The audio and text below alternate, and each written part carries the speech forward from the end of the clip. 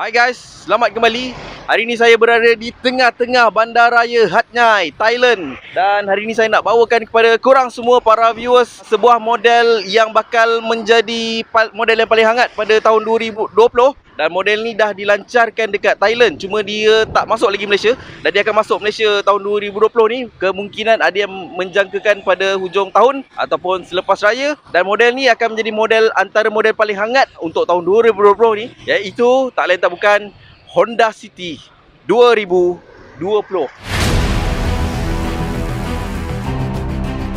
Ini adalah Honda City generasi yang kelima dan ia bakal dilancarkan dekat Malaysia tak lama lagi. So sebelum kita tengok kereta ni, saya nak ucapkan terima kasih kepada Exact Travel and Tours Sendirian Berhad sebab sponsor trip saya kali ni ke Hat Yai. Dan bagi korang yang baru terjumpa channel ni, sekiranya korang tertunggu-tunggukan model ni, sekiranya korang nak tahu lebih lagi tentang model ni, bantu saya dengan 2 klik.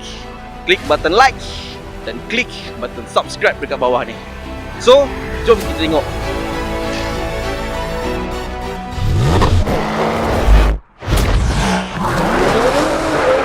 Sebenarnya review ni adalah review yang paling buatkan Honda Malaysia dan sahabat-sahabat salesman dekat Malaysia rasa marah. Sebab ini adalah spoiler sebenarnya. Kereta ni belum masuk Malaysia tapi saya dah review dulu. So boleh kata ini adalah big spoiler untuk rakyat Malaysia sebenarnya.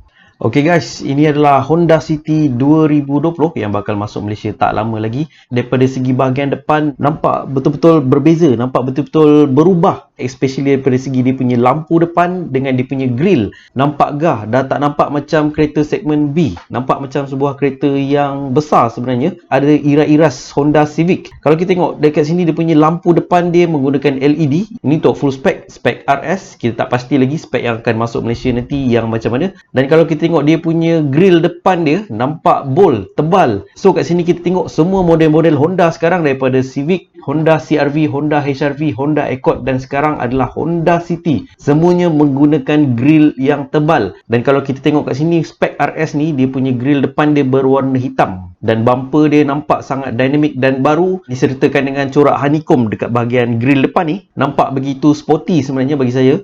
Dan kalau kita tengok kat sini, dia punya sport rim dia menggunakan design baru, dual tone, nampak besar sebab dia menggunakan tayar 16 inci 185 55 R16. Daripada segi bahagian belakang, kita tengok lampu dia memang sangat-sangat cantik, sangat-sangat menarik bagi saya. Seolah-olah design dia macam design lampu BMW baru, BMW 3 Series tu, dengan kombinasi beberapa color kat situ, ada merah, ada smoke dan putih. Dan dia punya lip spoiler dia pun berwarna hitam. Dia punya rear reflector dia pun menegak, vertical. Tapi satu yang dia carry over daripada Honda City lama adalah daripada side profile dekat sini. Side profile dia masih lagi ada curve yang melengkuk macam tu. Macam Honda City yang lama pun ada juga. So ini adalah Honda City full spec versi RS. Kita nak tengok pula yang paling low spec, iaitu variant S. Ini adalah low spec. Mungkin kalau dekat Malaysia spec S. Kat sini saya tak berapa pasti dan saya tak pasti lagi spek mana yang akan masuk dekat Malaysia. Adakah kombinasi spek-spek yang sama yang dia akan masuk ke Malaysia? Dan kalau kita perhatikan kat sini, dia punya perbezaan utama adalah dia punya grill depan tu. Yang ini berwarna chrome, yang tadi berwarna piano black. Dan dia punya lampu depan yang ni tidak menggunakan LED. Dia tak ada fog lamp dan dia punya grill pun tidak menggunakan design honeycomb. Daripada tepi untuk roda dekat sini, dia tak bagi sport rim untuk spek yang ni. Tapi saya yakin spek yang akan masuk Malaysia nanti, walaupun spek yang paling rendah sekalipun, dia akan bagi sport rim. Mungkin dia akan bagi sport rim 15 inci lah. Daripada segi bahagian belakang, dia punya lampu pun masih sama. Ada 3 color combination tu. Dan dia punya rear reflector kat bawah tu pun sama. Cuma bahagian bawah sekali, dia punya diffuser bumper belakang tu, yang ni dia tak ada bergigi-gigi, design yang macam full spec tu. Dia tak ada rear spoiler juga. Tapi apa pun, kita tak pasti lagi spek yang akan masuk dekat Malaysia nanti, kombinasi yang manakah yang dia akan bagi. Tapi apa yang pasti, Honda City baru ni dia akan dapat sentuhan enjin baru, iaitu enjin 1.0 VTEC Turbo. Wow. So kita nak tengok secara ringkas dia punya bahagian dalam pula.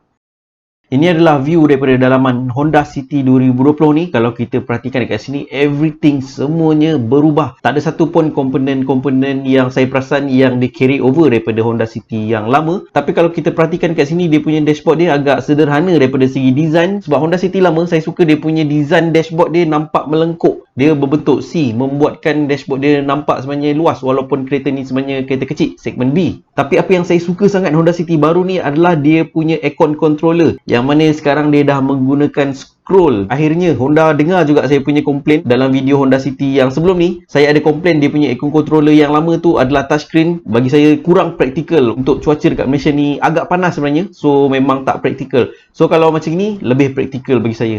Dia punya sistem infotainment saya tak pasti lagi adakah dia masih menggunakan third party ataupun dia dah build up sendiri, tapi saya yakin Honda memang akan guna third party punya. So tiap-tiap negara akan berbeza dia punya sistem infotainment. So kalau nak tahu infotainment yang masuk Malaysia nanti, kena tunggu kereta ni launch, baru kita tahu dia punya sistem macam mana. Dia punya steering pun baru. Saya suka dia punya steering. Akhirnya Honda City ni dapat juga design steering baru. Dan dia punya meter cluster dia pun agak sedikit berbeza. Tapi saya lagi suka yang lama. Dan kalau kita tengok, dia ada butang-butang untuk kontrol meter cluster ni dekat bahagian kiri sebelah driver sini.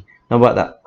Dia punya bahagian gear console dengan armrest pun nampak sederhana saja, tapi masih lagi nampak upgrade daripada versi yang sebelum ni. Dia punya aircon blower dia pun bagi saya nampak biasa saja. Apa pun yang nampak eksklusif kat sini adalah dia bagi head unit yang lebih besar. Saya tak pasti berapa inci, mungkin ni antara 7 ke 9 inci macam tu.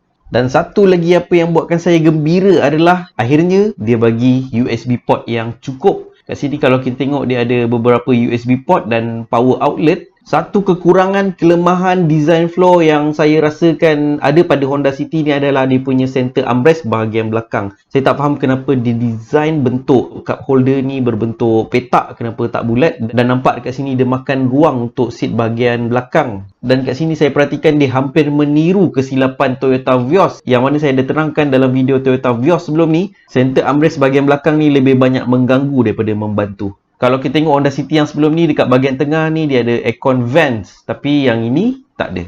Kita tak pasti lagi spek yang akan masuk Malaysia nanti macam mana. So kesimpulannya dekat sini, daripada segi desain luaran saya sangat-sangat berpuas hati. Desain dia nampak sporty, nampak fresh, nampak up to date. Honda City 2020 ni dah tak ada dah istilah kereta cikgu lah, kereta makcik lah, kereta aunty lah. Sebab design dia dah kembali kepada 3 box konsep. Tak macam Honda City yang sebelum ni, konon nak nampak moden, disimplifikan jadi 2 box konsep lah, ada yang 1 box konsep lah. Sampaikan kita tak tahu mana satu depan, mana satu belakang. Daripada segi dalaman saya tak pasti lagi dia punya keluasan, tapi saya yakin dia punya ruang lega, legroom dan headroom masih lagi besar macam Honda City yang sebelum ni.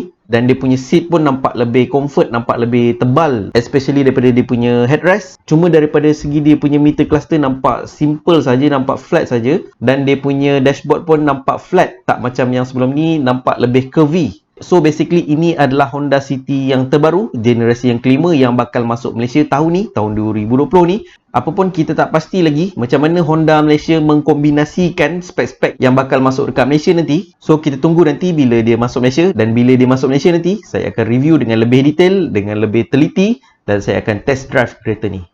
So daripada segi performance pula saya nak ceritakan ia bakal mendapat sentuhan enjin baru iaitu 1.0 VTEC Turbo.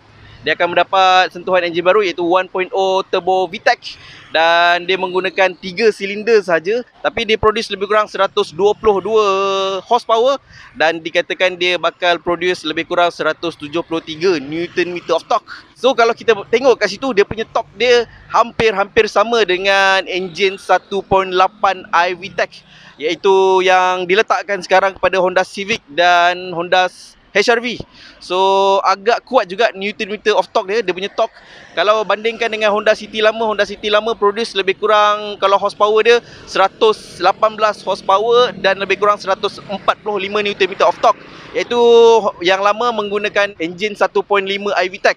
Dan kali ini dia masih lagi menggunakan transmisi CVT. Menggunakan transmisi CVT. Antara 3 silinder tu sesuai ataupun tak, saya tak pasti.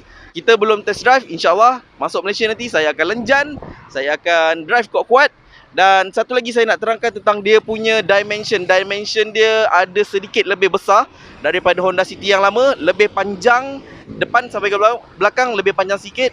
Daripada sisi dia punya lebar pun lebih lebar sikit, tapi daripada segi ketinggian dia lebih rendah sikit. So kita boleh nampak dekat sini Honda sekarang ataupun kereta-kereta Jepun sekarang dia dah kembali kepada 3 box konsep. Kalau dulu kita tengok Honda City yang lama, kita boleh tengok dia punya konsep 2 box ataupun 1 box, bermaksud dia dah tak ada bersegi. Dia nak kau dapat daripada hujung ke depan dia satu garisan je melalui bumbung tu. Macam Honda Civic yang sekarang kita boleh nampak dia punya garisan.